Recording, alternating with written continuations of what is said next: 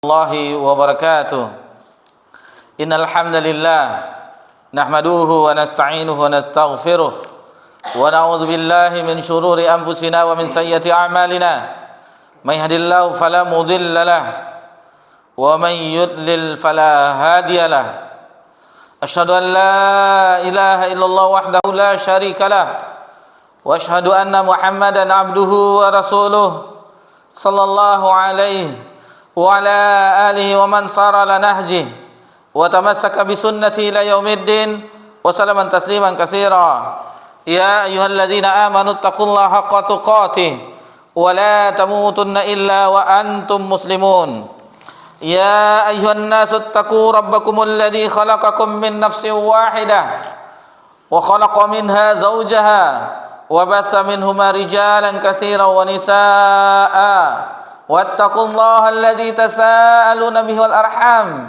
إن الله كان عليكم رقيبا يا أيها الذين آمنوا اتقوا الله وقولوا قولا سديدا يصلح لكم أعمالكم ويغفر لكم ذنوبكم ومن يطع الله ورسوله فقد فاز فوزا عظيما أما بعد فإن أصدق الحديث كتاب الله وخير الهدي هدي محمد صلى الله عليه وسلم وشر الأمور محدثاتها وكل محدثة بدعة وكل بدعة ضلالة وكل ضلالة في النار. Alhamdulillah, puji syukur kehadiran Allah Subhanahu wa taala atas segala limpahan nikmat yang tiada terhingga. Nikmat Allah Subhanahu wa taala senantiasa tercurahkan kepada seluruh makhluknya dan itu tidak pernah terhenti walaupun hanya sekejap mata. Kemudian salawat beriringkan salam kepada Nabi kita tercinta, yakni Nabi Muhammad sallallahu alaihi wasallam. Ikhwani fid din, a'azakumullah. Di malam yang berbahagia ini, alhamdulillah, kita telah berada di tanggal 2 Rajab 1446 Hijriah, bertepatan dengan tanggal 1 Januari tahun 2025. Alhamdulillah, Allah perjumpakan kita di tempat yang mulia ini. Allah perjumpakan kita dalam rangka suatu amalan yang mulia, yakni talabul ilm, mempelajari agama Allah Subhanahu wa taala. Kesempatan yang begitu bahagia, kesempatan yang membuat kita berbahagia apabila kita menghayati apa yang sedang kita lakukan. Kemudian kita ingatkan juga bahwasanya bulan Rajab adalah salah satu bulan haram, dan ini sudah diketahui sejak zaman dahulu. Sejak zaman Arab Jahiliyah, di bulan-bulan haram, orang-orang Arab yang kita kenal dengan hobi berperang, senantiasa berperang. Terkadang hanya masalah kecil, masalah sepele, mereka melakukan peperangan di antara kabilah-kabilah mereka. Namun di bulan haram mereka memuliakannya, tidak melakukan peperangan di bulan haram, salah satunya. Jadi bulan-bulan haram itu sudah dimuliakan sejak dahulu kala. Allah Subhanahu wa taala berfirman di dalam surah At-Taubah ayat 36, Inna iddatasy syuhuri indallah isna asyara syahra. Sesungguhnya jumlah bilangan di sisi Allah Subhanahu wa taala adalah 12 bulan. Fi kitabillah yauma khalaqas samawati wal ard. Dan itu telah ditetapkan oleh Allah Subhanahu wa taala sejak diciptakannya langit dan bumi. Minha arba'atun hurum, di antaranya terdapat 4 bulan haram.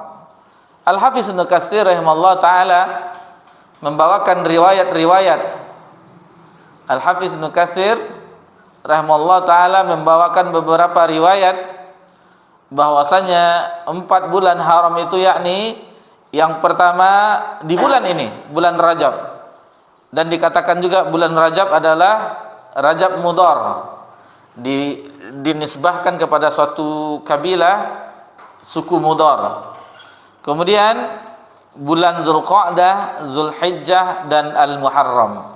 Itu dia bulan-bulan haram yang wajib, bukan wajib, yang perlu kita ketahui bahwasanya di bulan ini perbanyaklah amal soleh. Amal soleh dilipat gandakan pahalanya. Begitu juga adapun maksiat itu juga dilipat gandakan ganjaran dari keburukannya. Jadi hati-hati kita melakukan kemaksiatan di bulan haram ini. Ikhwan fillah azakumullah, dari sini kita bisa memahami atau mencerna tidak jauh lagi kita jaraknya dengan bulan yang mulia, yakni bulan Ramadan. Kurang dari 2 bulan lagi kita insyaallah akan berjumpa dengan bulan Ramadan. Maka mulailah dari sekarang kita melatih diri kita untuk beribadah kepada Allah Subhanahu wa taala, memperbanyak amal saleh. Di antaranya puasa, kemudian qiraatul Quran dan seluruh amalan yang mudah-mudahan ketika bulan Ramadan itu kita sudah terbiasa. Kita insyaallah akan panen pahala di bulan Ramadan. Tidak susah lagi kita melakukan puasa di siang hari atau qiyam di malam harinya, atau membaca atau tilawah Al-Quran, membaca Al-Quran, kita mulai dari sekarang. Dan apabila itu telah kita latih, mudah-mudahan di bulan Ramadan, Syaban, Ramadan, kita sudah terbiasa dengan amal-amal soleh tersebut.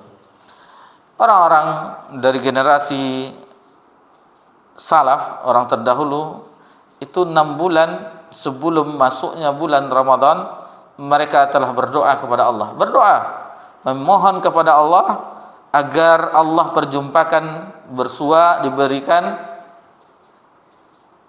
diberikan kekuatan, yakni hidayah, dimudahkan oleh Allah untuk beribadah di bulan tersebut. Dan 6 bulan setelahnya mereka orang-orang soleh terdahulu meminta kepada Allah agar diterima amal-amal soleh mereka yang Allah mudahkan melaksanakannya, mengamalkannya di bulan Ramadan tersebut.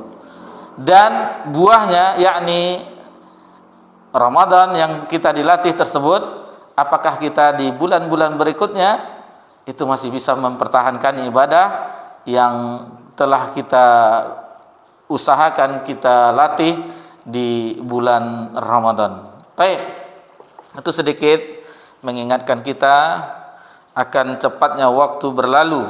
Waktu alangkah cepatnya berjalan sehingga 2 bulan itu tidak terasa. Kita merasakan baru Ramadan yang lalu, kita seolah-olah baru beberapa hari yang lalu, dan insyaallah kita akan menjumpainya di tahun ini insyaallah. Karena tidak ada kepastian kita bisa bersua, mungkin saja salah seorang dari kita mendahului kita, wallahu taala alam. Itu adalah rahasia Allah Subhanahu wa taala.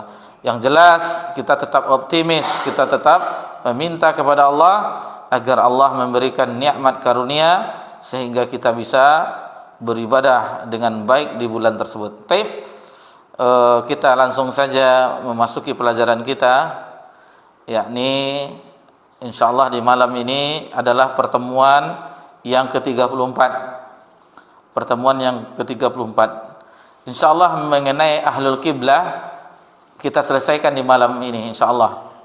Ahlul kiblah kita selesaikan di malam ini insyaallah. Yakni itu di poin 133, di halaman 39, kemudian 134, 135, 136 dan 137 insyaallah. Jadi setelah ini mungkin insyaallah kita masuk ke pembahasan yang baru insyaallah. Setelah kita selesai ini masuk ke pembahasan baru insyaallah. Fadhol, kita dengarkan apa yang telah disusun oleh muallif penulis rahimallahu taala Imam Abu Ja'far At-Tahawi rahimallahu taala. Baik. Bismillah. Qala Imam Abu Ja'far Abu Ja'far At-Tahawi rahimahullahu taala qala wa narju lil muhsinina minal mu'minina an ya'fu anhum wa yudkhilahum jannata bi rahmatihi wa la na'manu 'alaihim wa la nahsadu lahum bil jannah. Kami berharap bagi orang-orang muslim yang senantiasa berbuat kebajikan dari orang-orang mukmin agar Allah mengampuni mereka dan memasukkan mereka ke dalam surga dengan rahmat-Nya. Tapi kami tidak menjamin bagi mereka dan kami juga tidak mensaksikan mereka dengan surga. Wa nastaghfiru li musiihim wa nakhafu 'alaihim wa la tuqannituhum. Kita memohonkan ampun bagi orang-orang yang berbuat buruk dari mereka. Kita mengkhawatirkan mereka dan kita tidak boleh memutuskan harapan atau ampunan bagi mereka. Wal amnu wal iyasu yadkhulani an millatil Islam. Rasa aman dari azab neraka dan putus asa dari rahmat Allah, keduanya dapat mengeluarkan pelakunya dari agama Islam. Wasabilul haqqi bainahuma li ahli kiblah. Jalan kebenaran adalah di antara keduanya bagi ahlul kiblah atau kaum muslimin. Wala yakhrujul abdu minal iman illa bijuhudi ma adakhalahu fi. Seorang hamba tidak keluar dari iman kecuali karena mengingkari apa yang telah memasukkan dirinya ke dalam iman itu sendiri. Baik. Sebelum kita lanjutkan ada footnote-nya. Ini diambil dari At-Ta'liq Al-Mukhtasar ala Al-Aqidah Tahawiyah oleh Syekh Saleh Fauzan Al-Fauzan.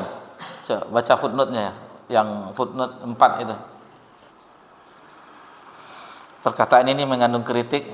Perkataan ini mengandung kritik karena membatasi kekufuran hanya karena mengingkari adalah pandangan golongan Murji'ah. Sedangkan hal-hal yang membatalkan Islam sangat banyak. Di antaranya adalah pengingkaran al-juhud, menyekutukan Allah, asyirk, mengolok-olok atau menghina agama atau suatu dari agama sekalipun, tidak mengingkarinya, dan lain-lain yang sangat banyak yang disebutkan oleh para ulama dan fuqaha dalam bab ar-riddah, murtad. Dan di antara yang membatalkan Islam adalah menghalalkan yang haram dan mengharamkan yang halal. Syekhul Islam Muhammad bin Abdul Wahab menyebutkan bahwa di antara yang membatalkan Islam ada 10 dan itu adalah yang paling penting. Karena hal-hal yang dapat membatalkan Islam selain itu masih sangat banyak. Sekali lagi, membatasi hal yang membatalkan Islam pada mengingkari semata adalah suatu kekeliruan. Sejumlah penulis yang sok intelek dewasa ini berusaha untuk memunculkan dan membela pandangan ini dengan asumsi bahwa ini akan membuat orang lebih leluasa dalam agama, yaitu bahwasanya selama seseorang tidak mengingkari, maka dia tetap seorang muslim dalam pandangan mereka. Apabila dia bersujud kepada berhala misalnya, lalu mengatakan, saya tidak mengingkari, bahkan saya tidak mengetahui mengakui tauhid. Yang seperti ini hanya merupakan suatu dosa dari dosa-dosa, atau menyembelih untuk selain Allah, untuk mencaci maki Allah, atau menghinakan Rasulullah SAW, atau mencela Islam. Mereka mengatakan orang ini tetap seorang muslim karena dia tidak mengingkari. Ini adalah kesalahan yang besar, dan hal seperti ini adalah penyanyian agama secara total, sehingga tidak ada yang tersisa dari Islam. Maka wajib untuk selalu berhati-hati dan berbahaya yang besar seperti ini. At-Ta'liqat al-Muqtasarah Alamat Matan Al-Aqidah At-Tahawiyah Syekh Shalih bin Fauzan Al-Fauzan. Baik, barakallahu fiik. Insyaallah beberapa poin ini sampai poin 137, mulai dari poin 137 33 sampai 137 insyaallah akan kita bahas di malam yang berbahagia ini.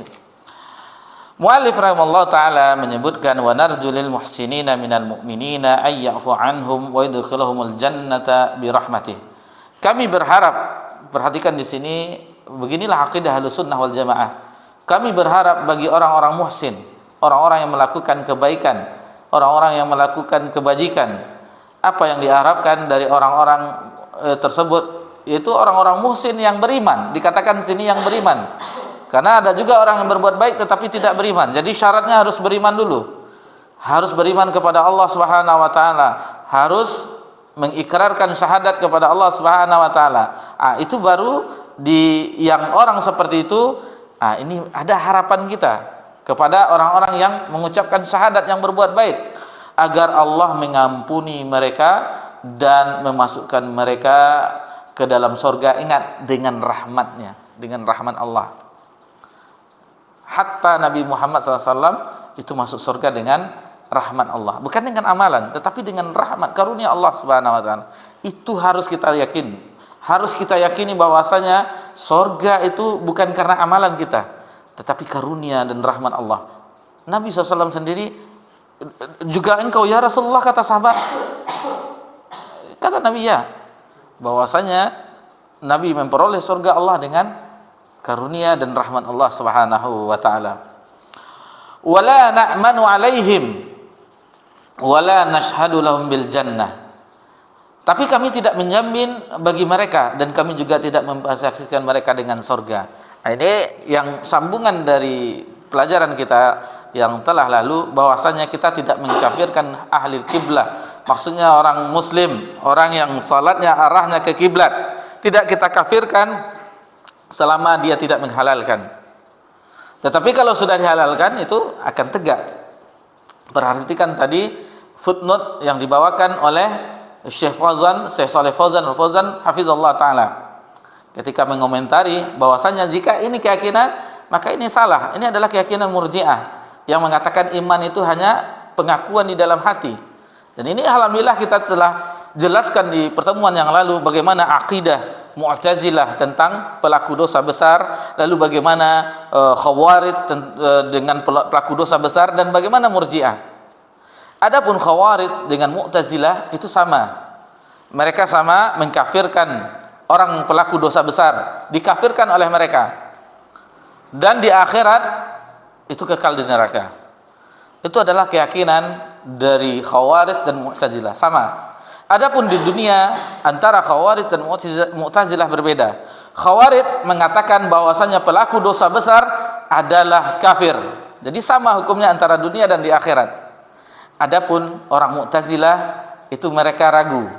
Mereka mengatakan bahwasanya pelaku dosa besar di dunia manzilah baina manzilatain. Itu dua tempat, dia berada di antara dua keadaan, dua tempat, dikatakan muslim juga tidak, dikatakan kafir juga tidak, di antara itu Mu'tazilah. Ini jangan pula diyakini, ini salah. Kemudian Murji'ah hanya mengatakan bahwasanya amalan, baik itu amalan lisan dan anggota badan, itu tidak berpengaruh terhadap keimanan, cukup keimanan kita saja. Jadi yang ini fokus tentang ayat-ayat ancaman, yang ini fokus tentang ayat-ayat tentang janji Allah, harapan, raja. Murji'ah, yang ini ancaman. Bukankah tidak kita mengetahui seperti orang-orang Khawarij itu tetap ayat andalannya, wa man lam yahkum bima anzalallah fa ulaika humul kafirun, di dalam surah Al-Maidah. Begitu juga di ayat setelahnya, kafirun fasiqun zalimun. Itu mereka berlandaskan dengan itu. Berbeda dengan orang-orang akidah Ahlussunnah wal Jamaah. Dan kita telah jelaskan bagaimana kedudukan akidah Ahlussunnah wal Jamaah. Nabi SAW ketika ada yang sering melucu, salah seorang sahabat yang sering membuat humor, itu dia minum khamar. Lalu ada ketika Nabi menderanya, mencambuknya dengan hukuman, lalu ada yang mengatakan laknat Allah, semoga Allah. Nabi marah. Apakah engkau melaknat orang yang mencintai Allah dan Rasulnya? Jadi nas-nas seperti ini itu ada. Bukankah ada di hadis yang lain, Tidaklah seorang berzina itu dia berzina dalam keadaan beriman, orang yang mencuri itu dia mencuri dalam keadaan beriman, dan seterusnya. Jadi ketika dia melakukan perbuatan dosa, minum khamar, berzina, yang lainnya, ketika itu imannya tidak ada. Setelah melakukannya, apabila dia menyesalinya, berarti imannya kembali lagi. Nah, jadi jelas mudahnya akidah Ahlussunnah wal Jamaah. Tidak mudah mengkafirkan.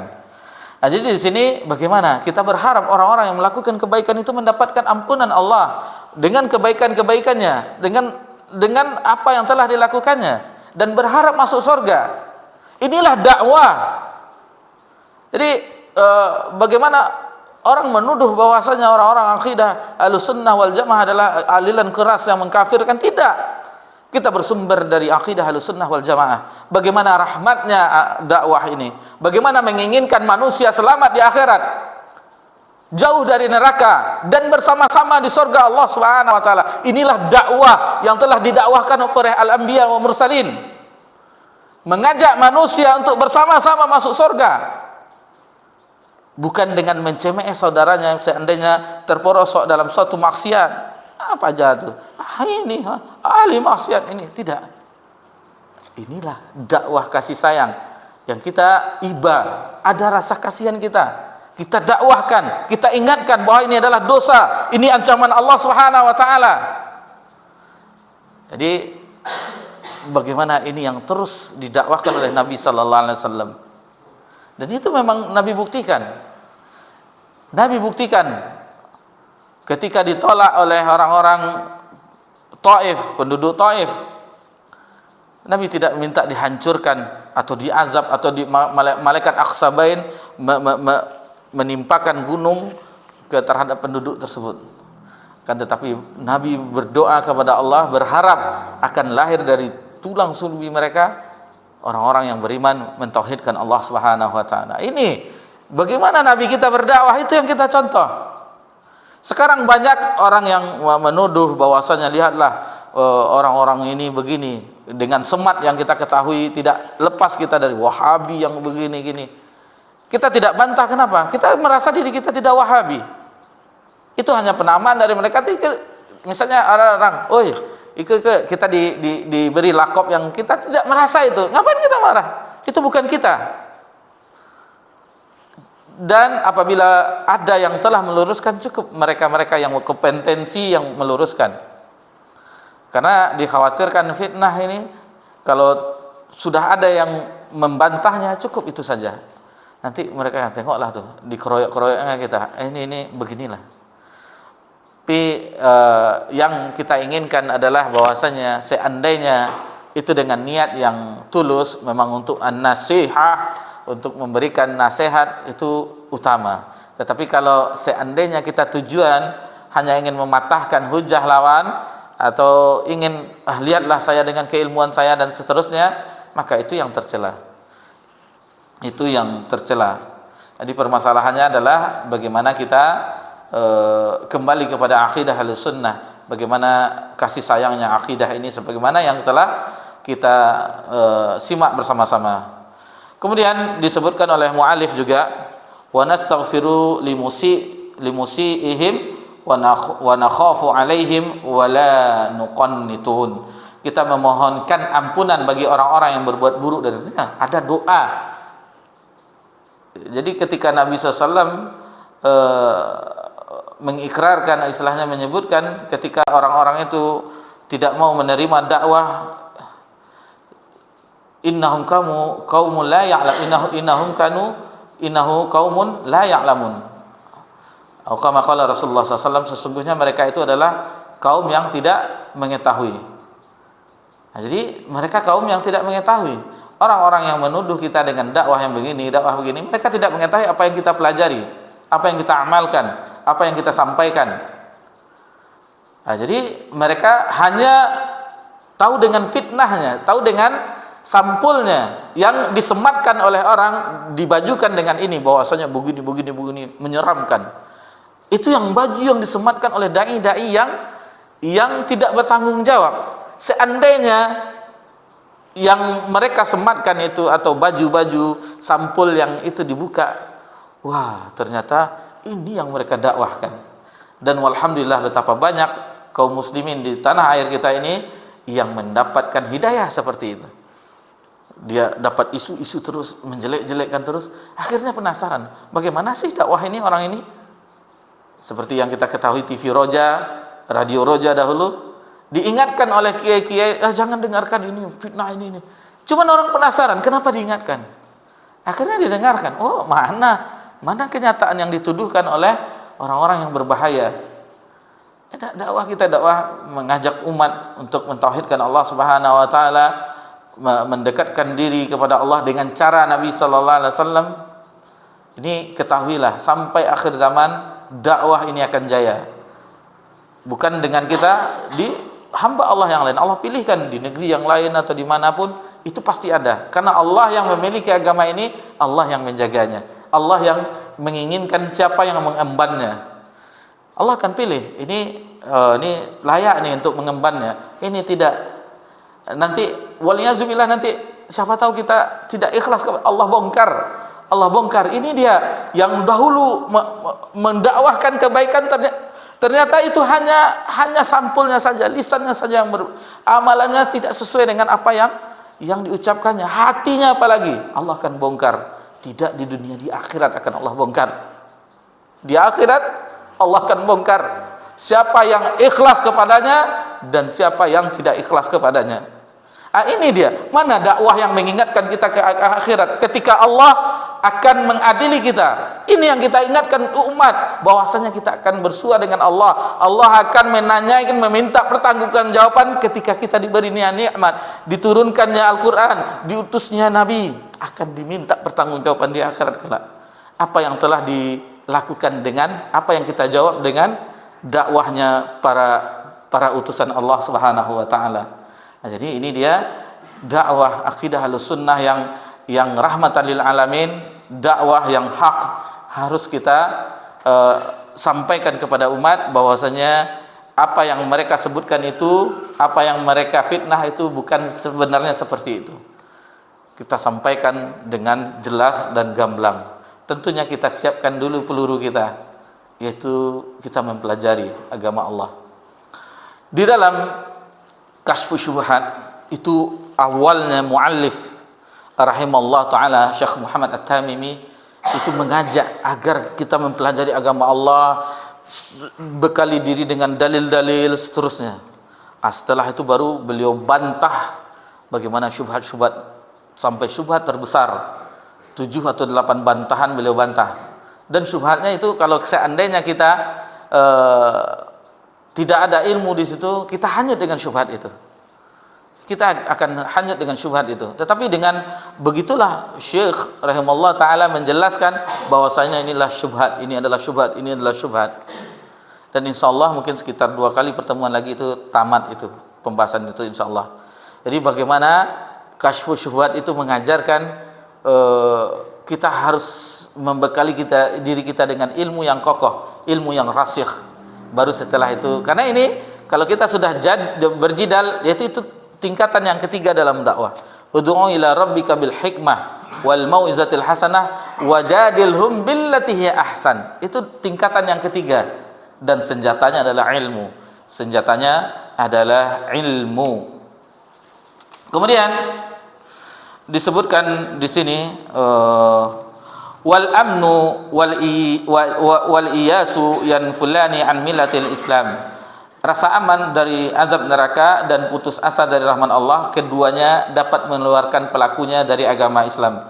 Jadi rasa aman dari azab neraka, maksudnya tidak ada pengaruhnya, tidak takut dengan azab, ancaman-ancaman, wa'id yang diancam dengan ini, diancam tidak takut, rasa aman dan putus asa dari rahmat Allah. Allah tidak akan mengampuni dosa. Dosa saya telah banyak, sebanyak buih di lautan. Percuma, langsung di situ datang talbis iblis. Kata iblis, kamu tidak mungkin lagi diapain. Akhirnya masih tetap dengan maksiatnya, karena dia meyakini Allah tidak akan mengampuninya. Ini keduanya ini bisa mengeluarkan pelakunya dari agama Islam. Waliyazbillah. Kemudian wasabilul haqqi bainahuma li ahlil qiblah. Jalan kebenaran adalah di antara keduanya bagi ahlul qiblah, yaitu ada rasa takut kepada Allah, ada rasa harap kepada Allah Subhanahu wa taala. Takut dengan azab Allah dan harap dengan ampunan Allah atau janji Allah berupa surga. Takut dengan neraka Allah dan berharap surga Allah. Di antara dua itu. Dan ditambah lagi Al-Imam Al-Qayyim menambahkan dengan ada satu lagi, yaitu mahabbah. Yaitu cinta. Mahabbah adalah kepalanya, adapun khauf dan raja itu adalah dua sayap, dan dengan dua sayap itu yang akan mengantarkan amalan kita ke surga. Ungkapan dari Al-Imam Ibnu Qayyim rahimallahu taala. Kemudian wala yakhrujul 'abdu minal iman illa bijuhudi ma adkhalahu fi. Seorang hamba tidak keluar dari iman kecuali karena mengingkari apa yang telah memasukkan dirinya ke dalam iman itu sendiri. Jadi ini tidak cukup dikomentari oleh Syekh Shalih Fauzan Al-Fauzan hafizullah taala, lalu beliau mengingatkan kita akan sebuah tulisan karya yang kecil, Nawaqidul Islam, yaitu pembatal-pembatal keislaman. Itu padahal itu hanya berapa? 10 yang beliau nukilkan. Ada 10 itu yang paling penting, dan masih banyak yang lainnya. Yang itu yang paling terpenting yang harus dipelajari. Jadi dengan itu maka sudah nampaklah bagi kita bagaimana sikap kita terhadap ahlul kiblah. Jadi ada yang mengatakan bahwasanya Syekh Muhammad Shalih Al-Utsaimin hafizallahu ta'ala haramihullah ta'ala itu mengkafirkan Asy'ariyah, itu tuduhan dan dinampakkan oleh yang lain, ustaz-ustaz kita atau penuntut ilmu yang lain, bahwasanya beliau mengungkapkan di kitab beliau yang lain bahwasanya tidak. Jadi bukan gampang mengeluarkan orang dari agama Islam ini, butuh penjelasan yang kuat. Taib. Azan. Belum. Kita akan petik beberapa faedah dari matan tadi, dari poin-poin tadi, bahwasanya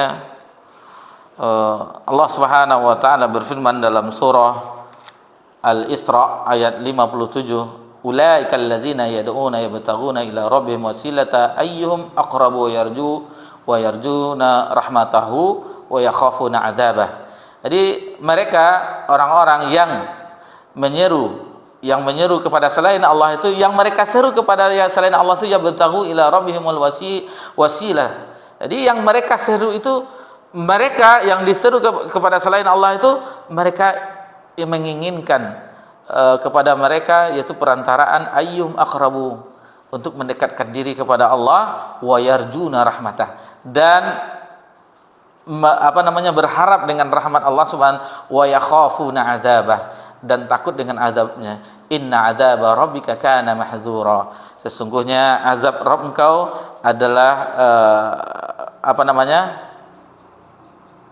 sesuatu yang mereka sendiri yang mencari jalan itu.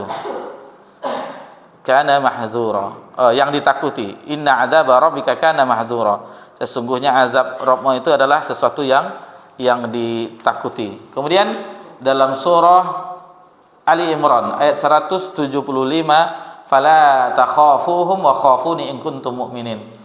Janganlah takut kepada mereka, takutlah kepadaku jika kamu benar-benar orang yang beriman. Wa iyaya fattakun, dan kepadakulah engkau bertakwa, dalam surah Al-Baqarah. Wa iyaya farhabun, dan kepadamulah engkau yang farhabun apa kemarin? Ada yang ingat? Farhabun, kembali berharap. Fala takhsahun nasu wakhshawun, maka janganlah takut kepada manusia, takutlah kepadaku. Jadi ayat seperti ini, innal ladzina hum min khasyati rabbihim musyfiqun. Sesungguhnya mereka adalah, di ayat yang lain dalam surah Al-Mu'minun ayat 57 sampai 61, sesungguhnya orang-orang yang mereka takut terhadap Rabb-nya, itu mereka hati-hati dengan Rabb-nya. Walladzina hum biayati rabbihim yu'minun, dan orang-orang yang mereka dengan ayat-ayat Rabb-nya yu'minun, beriman. Walladzina hum bi rabbihim la yusyrikun, dan orang-orang yang dengan Rabb-nya dia tidak melakukan kesyirikan. Walladzina yu'tuna ma ataw wa qulubuhum wajillatun annahum ila rabbihim raji'un, dan orang-orang yang apabila mereka telah melakukan kebaikan, wa qulubuhum wajillah, hati mereka takut, khawatir annahum ila rabbihim rajiun, dan sesungguhnya mereka kepada Rabb mereka lah mereka akan kembali. Ulaika yusari'una fil khairati wa hum laha sabiqun. Mereka itulah orang yang bersegera dalam kebaikan, dan mereka itulah orang-orang yang mendapatkan kebaikan, istilahnya ganjarannya. Di sini ada penafsiran, dan ini biasanya kita ketahui ketika bagaimana seseorang setelah melakukan ibadah di bulan Ramadan, hendaknya mereka khawatir tentang amalan mereka. Jadi ketika itu Ummul Mukminin Aisyah radhiyallahu anha bertanya kepada Nabi SAW tentang ayat ini. Ahuwal ladzi yazni wa yashrabul khamr wa yasriq? Apakah orang-orang yang disebutkan itu yang khawatir dengan amalan tersebut adalah orang yang yazni, berzina, wa yashrabul khamr, orang yang meminum khamar, wa yasriq, dan orang yang mencuri? Qala la, kata Nabi SAW, tidak. Ya banatas siddiq, bukan seperti itu wahai anak perempuannya As-Siddiq, maksudnya Ummul Mukminin Aisyah radhiyallahu anha. Walakinnahu ar-rajulu yasumu wa yusalli wa yatasaddaqu wa yakhafuna alla yuqbala min. Jadi akan tetapi yang disebutkan dalam ayat itu seorang yang laki-laki, dia berpuasa, dia salat, wa yatasaddaqu, dan bersedekah, wa yakhafuna alla yuqbala min, tetapi khawatir amalan itu tidak diterima oleh Allah Subhanahu wa taala. Baik, jadi di sini maka innal mu'minuna jama' ihsanan wa khasyah. Jadi orang beriman itu akan menggabungkan antara kebaikan, berbuat baik dengan rasa takut. Wal munafiqu jamal isya'ata wa amna. Adapun orang-orang munafik, dia menggabungkan antara menyepelekan isya'atan wa amna, dan rasa aman. Anda sepelekan, jadi tidak takut dengan azab Allah, dan itu adalah keyakinan yang ada di hati orang-orang munafik, merasa aman dengan azab Allah dan menyepelekan wal yazubillah. Taib, kita azan dulu ya, ada azan kan? Belum? Nama. Wa qad qala ta'ala innal ladzina amanu wal ladzina hajaru wa jahadu fi sabilillah ulaika yarju rahmatallah wallahu ghafurur rahim. Jadi tentang harap, khauf, itu tetap antara dua itu harus seimbang. Antara dua itu harus seimbang. Jadi orang-orang yang seperti ini bahwasanya adanya harap dan takut dan cinta di dalam ibadah seorang hamba, dan itu adalah akidah yang sahihah. Adapun orang-orang yang hanya ada rasa takut saja, khauf saja, itu adalah orang-orang yang jatuh kepada pemahaman khawarij, takut saja, ancaman dosa besar ini. Adapun orang-orang yang raja saja, itu adalah orang-orang murji'ah. Adapun orang mahabbah saja, cinta Allah saja, biarlah Allah mencintai kita, tidak apa-apa dihazab di neraka, yang penting Allah cinta. Itu orang-orang sufi, orang-orang batiniyah. Tidak mungkin Allah mencintai tapi Allah azab, tidak. Kan biarlah, yang penting engkau redho, cinta ya Allah, biarlah kami dihazab. Kan orang-orang sufi dengan senandung-senandungnya. Siapa yang perempuan itu? Rabi'ah itu. Jadi biarlah. Jadi tidak seperti itu. Akidah Ahlussunnah, yakni ketika beramal dia khawatir tidak diterima oleh Allah, dan dia berharap juga diterima oleh Allah. Antara mengharap rahmat Allah dan takut dengan siksa Allah. Dan di situ adalah otaknya cinta kepada Allah. Ada semuanya. Tidak boleh diambil ini saja, diambil ini saja, diambil ini saja, tidak. Apabila satu diunggulkan, yang lain tidak dipakai, maka akan terjatuh pada pemikiran akidah-akidah yang itu tidak sesuai dengan akidah Ahlussunnah wal Jamaah. Kemudian dari firman Allah Subhanahu wa taala, innallaha la yaghfiru ay yushraka bih wa yaghfiru ma duna dzalika liman yasha, yang kita ketahui di ayat dalam surah An-Nisa ayat 48 dan 116, dua kali Allah ulang ayat ini. Sesungguhnya Allah tidak mengampuni dosa syirik, dan mengampuni dosa syirik terhadap siapa yang diinginkan oleh Allah Subhanahu. Selain syirik Allah ampuni. Dan mengenai ini Al-Imam At-Tabrani di dalam Mujamnya itu menyebutkan indallahi yaumal qiyamah salatun. Jadi perkara keadaan orang yang berdosa itu di hari kiamat itu ada tiga keadaan. Yang pertama, yang keadaan pertama, la yaghfirullah minhu syai'a. Allah tidak mengampuni sedikit pun. Sesuai dengan yang tadi, innallaha la yaghfiru ayyushraka bih. Nah, ini yang mati di hari kiamat, dia mati dalam keadaan membawa dosa syirik, itu keadaannya tidak diampuni oleh Allah. Kemudian keadaan yang berikutnya, la yatrukuhu minhu syai'a. Jadi Allah tidak menyia-nyiakan, tidak meninggalkan dosanya itu terhadap siapa? Dijelaskan di situ, wa huwa mazalimul ibad ba'dihim ba'da. Itu antara kezaliman seorang dengan sebagian yang lain. Jadi kalau seseorang berbuat zalim sesamanya, itu tidak Allah tinggalkan, itu akan diadili. Zalim di sini karena kezaliman zulumati yaumal qiyamah, kegelapan di hari kiamat. Tentang harta seseorang, kehormatan seseorang, tentang darah seseorang akan diminta pertanggungjawabannya, dan itu Allah tidak akan sia-siakan di hari kiamat. Dan kita mengetahui hadis muflis. Atadruna man muflis? Tahukah engkau siapa yang bangkrut? Lalu para sahabat mengatakan, oh, yang tidak mengerti dinar, dirham dan harta benda. Lalu bukan seperti itu. Orang yang bangkrut adalah, kata Allah, orang yang datang di hari kiamat dengan pahala puasanya, solatnya, seluruhnya, sedekahnya. Akan tetapi dia merusak kehormatan ini, memukul si fulan, dan semuanya, mencela si fulan dan seterusnya. Maka di hari kiamat diambillah amalan baiknya, dan apabila amal baiknya sudah habis, maka keburukan orang yang dizaliminya itu yang diberikan, ditimpakan kepadanya. Inilah yang bangkrut. Inilah orang yang bangkrut yang dijelaskan. Jadi itu keadaan yang kedua. Pun yang ketiga, la ya'ba'ullah bih. Allah tidak peduli dengan dosa itu, yaitu tentang dosa ini, wa huwa zulmul abdi nafsahu bainahu wa baina rabbih, yaitu dosa antara hamba dengan Rabbnya. Ini dia. Allah tidak pedulikan itu. Seandainya yang wa yaghfiru ma duna dzalika liman yasha, dan Allah akan ampuni terhadap siapa yang diinginkan. Jadi ada dosa itu yang seandainya dosa itu yang tidak syirik, Allah itu abaikan. Antara bisa dengan, nanti insyaallah akan kita sebutkan apa-apa saja penyebab yang akan bisa orang selamat dari azab Allah Subhanahu wa taala di akhirat. Insyaallah setelah azan kita akan sebutkan.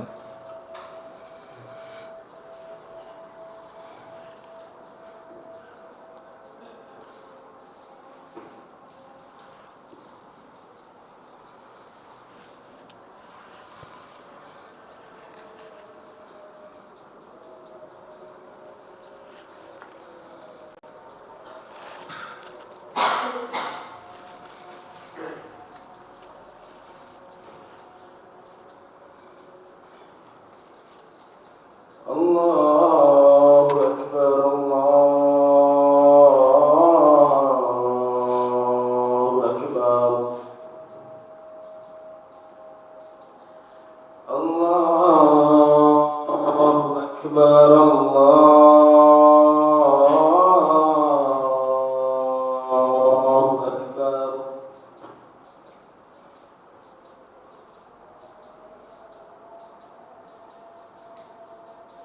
Asyhadu an la ilaha illallah.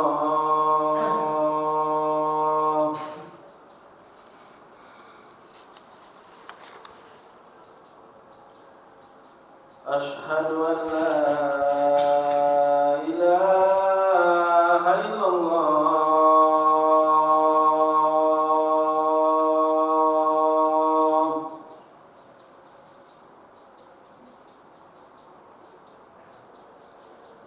Asyhadu anna Muhammadar Rasulullah.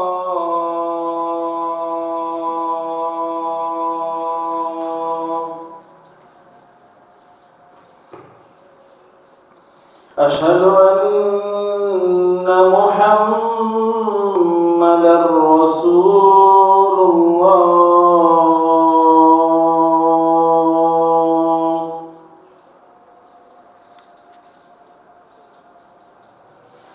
Hayya 'alas salat.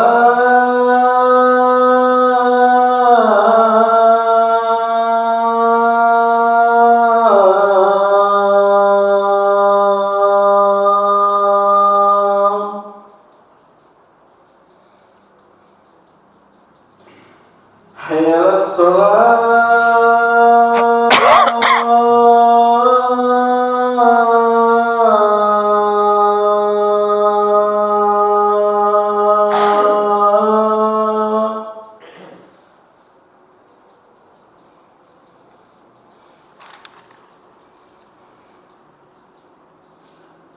حي على الفلاح.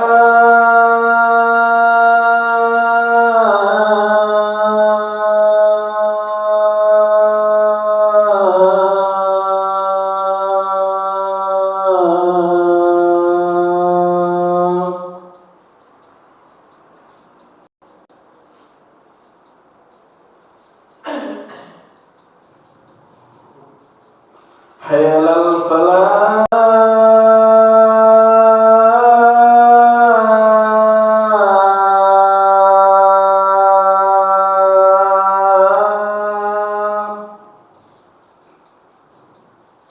الله أكبر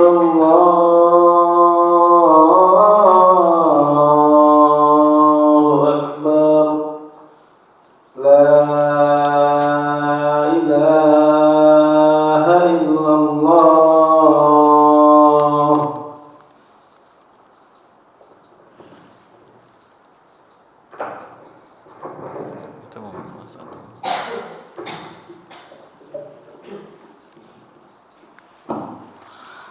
Alhamdulillah wassalatu wassalamu ala Rasulillah ma ba'd. Baik, insyaallah kita lanjutkan bagaimana nanti di akhirat kelak seorang hamba itu tidak mendapatkan azab di neraka. Ini disebabkan beberapa sebab. Yang pertama yaitu sebab yang utama at-taubah, taubat kepada Allah Subhanahu wa taala. Seseorang yang taubat kepada Allah Subhanahu wa taala, maka itu adalah suatu jalan yang Allah tidak mengazabnya di neraka kelak. Karena tobatnya illa man taba, kecuali yang bertobat, dalam surah Maryam ayat 60, illal ladzina tabu, kecuali orang-orang yang bertobat. Jadi wa tauban nasuh, tobat yang benar-benar, wa huwal khalisah, dan tobat yang nasuh adalah tobat yang benar-benar ikhlas kepada Allah Subhanahu wa taala. Ini yang diminta.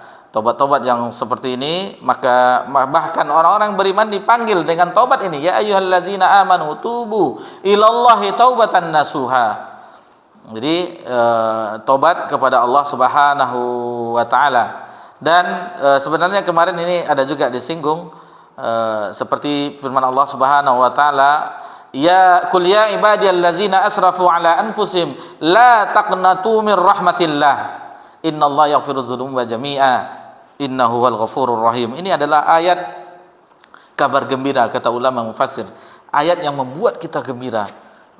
Ayat kasih sayang Allah Subhanahu wa taala, Maha Pengampunnya Allah Subhanahu wa taala. Wahai orang-orang yang telah melampaui batas terhadap ala anfusihim, terhadap dirinya sendiri, la taqnatu mir rahmatillah, janganlah berputus asa terhadap rahmat Allah. Innallaha yaghfirudz dzunuba jami'a, sesungguhnya Allah mengampuni seluruh dosa, hatta dosa syirik. Apabila dia bertobat, Allah akan ampuni. Syaratnya bertobat kepada Allah. Innahu wal ghafurur rahim, sesungguhnya Allah.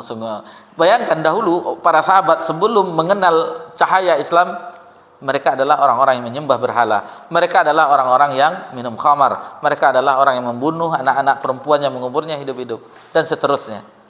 Itulah setelah mereka mengenal cahaya Islam dengan syahadat, maka gugurlah dosa-dosa mereka yang. Adapun kita yang alhamdulillah dilahirkan dalam keluarga ayah dan ibu kita sebagai seorang yang beragama Islam, maka kita cukup dengan bertobat kepada Allah Subhanahu wa taala dan seterusnya.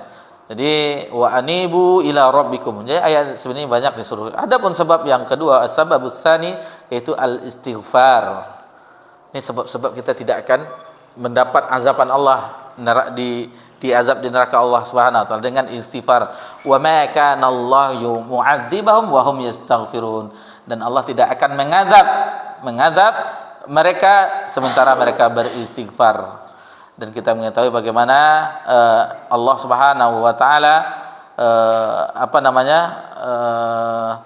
mengampuni orang-orang yang beristighfar, minta ampun kepadanya. Jadi itu sebab yang kedua. Kemudian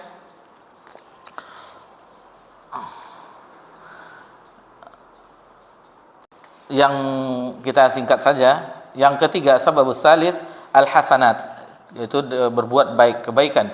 Fa innal hasanati bisyasri amsalihah. Karena satu kebaikan itu dibalas dengan 10 kali lipat. Wasayyi'ata bimisliha. Adapun keburukan itu hanya satu saja. Jadi maka innal hasanati yuzhibun as-sayyi'at. Sesungguhnya kebaikan itu akan menghilangkan keburukan. Di dalam hadis disebutkan wa atbi sayyi'atil hasanah tamhuha, dan iringilah perbuatan buruk itu dengan perbuatan baik, niscaya akan menghapusnya. As-sababur rabi', penyebab yang keempat, al-masaibu dunia, yaitu malapetaka, musibah-musibah di dunia, ujian-ujian cobaan di dunia. Itu akan bisa menggugurkan dosa. Sebuah riwayat yang kita ingat, yang maknanya bahwasanya apapun yang terjadi di antara kita ini, istilahnya anak cucu Adam, sampai duri yang menusuk kakinya, itu akan menyebabkan dia diringankan dosanya. Hanya duri saja yang menusuk. Apalagi dengan musibah-musibah yang sangat banyak sekali, ditimpakan ini, maka berguguranlah dosa-dosanya, sehingga dia ketika berjumpa dengan Allah tanpa dosa, karena sudah dialaminya di dunia musibah-musibah, ujian-ujian yang banyak. Ashabul khamis, azabul qabr, azab kubur. Azab kubur, apabila seseorang itu mendapatkan azab kubur, itu bisa, siapa tahu dengan azab kubur itu habislah di fitnah kubur itu dia habis keburukannya, maka ketika dihisab di hari berikutnya, di hari kiamat, itu datang kepada Allah tanpa membawa dosa, karena sudah bahasa kita ya, dihilangkan di azab kubur. Tetapi azab kubur itu jangan kita bayangkan mudah, tetapi sangatlah berat. Dan yang paling ringan itu dijepitkan, diapit sedikit. Salah seorang sahabat, siapa yang Sa'ad bin Mu'az atau siapa tuh. Jadi dia mendapatkan fitnah kubur itu hanya sejenak, tetapi kayak remuk semuanya, tulang-tulang itu. Itu makanya salah satu kita berdoa dari fitnah kubur, cobaan di dalam kubur. Kemudian sebab berikutnya, du'al mu'minina wa istighfarhum fil hayati wa ba'dal mamat. Jadi doa seorang mukmin, doa kasih sayang kita terhadap sesama muslim dan mukmin, doakan. Kadang kita ingin keluarga kita mendapatkan hidayah, tetapi kita cuman ini tidak, ini, tetapi kita tidak benar. Cobalah kita bangun di malam hari, di waktu-waktu mustajab, doakan, ya Allah berilah petunjuk terhadap saudaraku ini, terhadap terhadap temanku ini, terhadap atasanku ini, dan seterusnya. Jadi kita doakan agar mendapatkan kenikmatan hidayah sebagaimana yang kita rasakan juga. Alhamdulillah. Kemudian ma yuhda ilahi ba'dal maut min thawabis shadaqah aw qiraah aw hajj wa nahnu zalika wa yatakallamu ala zalika insyaallah. Jadi pembahasan ini nanti akan dibahas lagi di poin-poin berikutnya. Jadi semacam ini adalah ada kerancuan bagi kita, kecuali ini dari anak. Adapun secara umum ini tidak bisa kita pukul rata kirim pahala sesudah kematian, seperti sedekah bisa, sedekah dari anaknya, qiraah ada yang mengatakan bisa, ada yang tidak. Ini masih khilaf ulama. Haji ada syariatnya, tetapi dengan syaratnya anaknya ketika membadalkan haji harus haji dulu, dan seterusnya. Wa ya'til kalam ala zalika insyaallah taala, nanti akan dibicarakan lagi gitu. Kemudian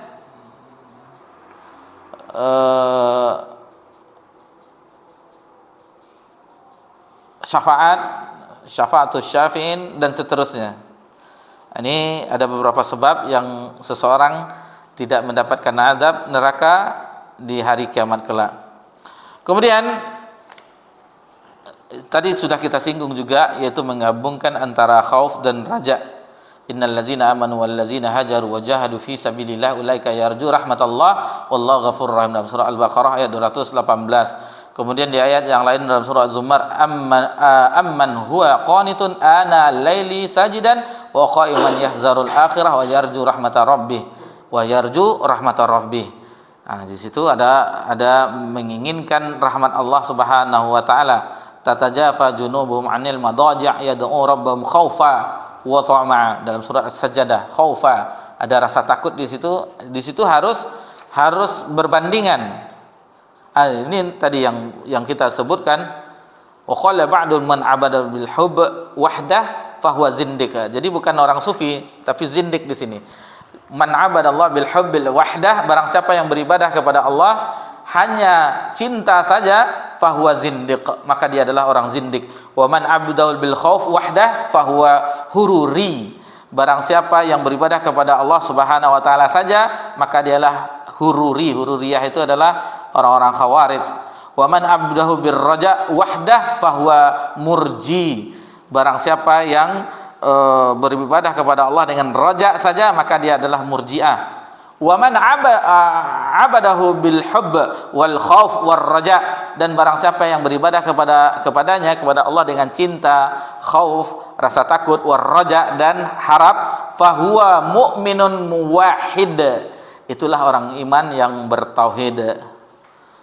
Nah, jadi sudah jelas bagi kita harus ada ibadah itu ada di situ khauf dan raja dan mahabbah dan cinta. Di sini pas terakhir muallif menyebutkan di matan ini wala yakhrujul 'abdu minal iman illa bi juhudi ma adkhalahu fi. Nah, jadi kembali lagi kepada awal yang disebutkan pada awal telah kita sebutkan bahwasanya di awal-awal tentang ahlul qiblah. Mana awal-awal ahlul qiblah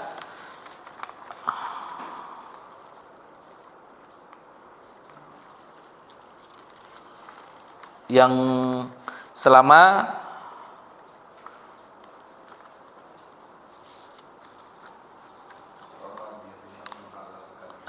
itu taib. Nah, itu selama dia tidak menghalalkan, maka itu masih aman.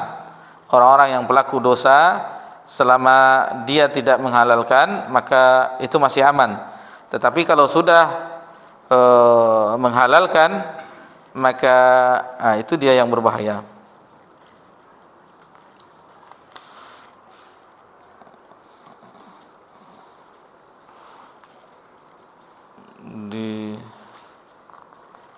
Di poin berapa tuh? 102 berapa tuh? 131.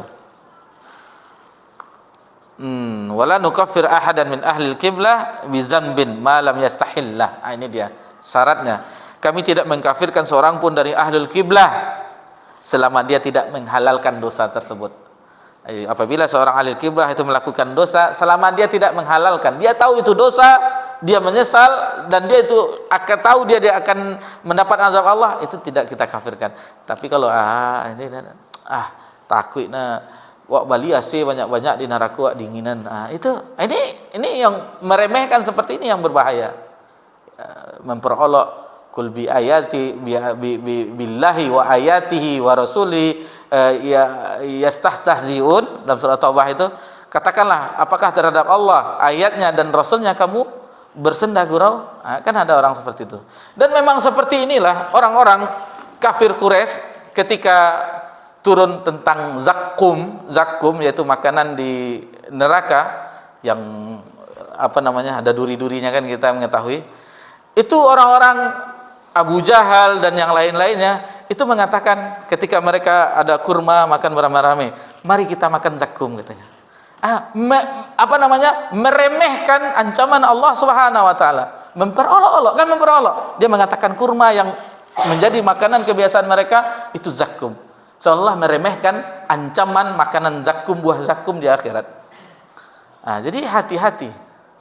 Kadang-kadang ayolah kita minum khamar ini, kan nanti ada sungai khamar di surga. Tahu dia kaji itu, tapi diremehkannya.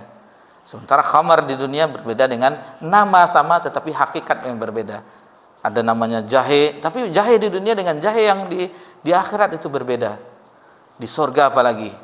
yang kenikmatannya tidak pernah terlintas oleh mata, tidak pernah terlihat oleh mata, tidak pernah terdengar oleh telinga, dan tidak pernah terbesit di dalam hati. Taib, masalah ahlul kiblah, alhamdulillah itu kita selesaikan di malam yang berbahagia ini. Jadi ada 3 kali pertemuan kita membahas tentang ahlul kiblah, tentang keadaan ahlul kiblah. Yang dikatakan ahlul kiblah yaitu orang muslim, orang mukmin yang kiblatnya sama dengan kita. Tapi kalau sudah buat Ka'bah juga dia sendiri, tawaf pula di Ka'bahnya seperti Syiah, itu sudah beda. Dia bikin Ka'bah tandingan, otomatis sudah berbeda. Adapun terhadap yang misalnya Asy'ariyah, Maturidiyah, mudah-mudahan ini sampai mereka masih orang-orang yang masih menyembah Allah, kiblatnya sama, akan tetapi mereka memiliki kesalahan dalam pemahaman. Dan ada sebagian yang dikafirkan oleh ulama seperti Qadariyah, dikafirkan oleh ulama. Dan Khawarij juga dengan kata Nabi SAW mereka adalah